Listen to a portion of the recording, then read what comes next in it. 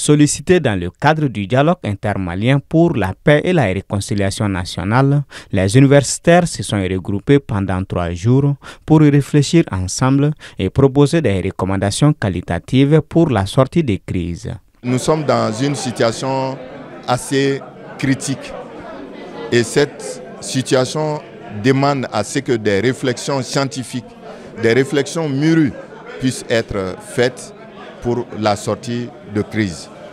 Pour cela, par rapport à la géopolitique, nous avons proposé à ce que l'État réfléchisse par rapport aux collaborations et aux partenariats que nous devons établir entre nous et les différents pays.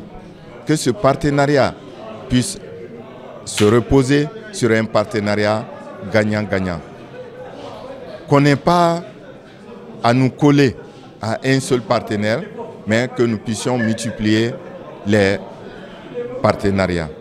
Par rapport à la production agricole, les universitaires suggèrent que les potentialités naturelles dont dispose notre pays soient exploitées et mises en valeur. Et quant à la formation professionnelle, ils proposent qu'il y ait l'adéquation entre la formation et l'emploi. Il faut donner les moyens qu'il faut à l'enseignement supérieur pour que sa formation soit de qualité, que cette formation puisse permettre d'avoir des diplômés qui sont vraiment qualifiés et prêts pour l'emploi. Et pour cela, on a besoin de la contribution du secteur privé. On a besoin de la contribution des demandeurs de produits de nos structures de formation, le patronat et d'autres secteurs qui ont besoin de nos produits. À ceci s'ajoutent plusieurs autres recommandations portant sur des questions diverses. Il y a certains éléments qui sont beaucoup plus sortis, des questions d'injustice, n'est-ce pas?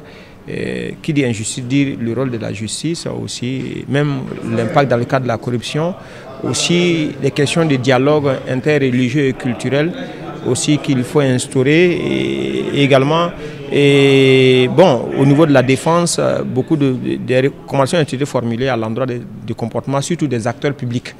Parce que s'il y a des attitudes de défiance vis-à-vis de l'État, souvent c'est dû au comportement de ceux-là qui incarnent, n'est-ce pas, ces différentes institutions. Quant à la durée de la transition, aucune proposition spécifique n'a été faite, mais un accent particulier a été mis sur la continuité des réformes institutionnelles en cours.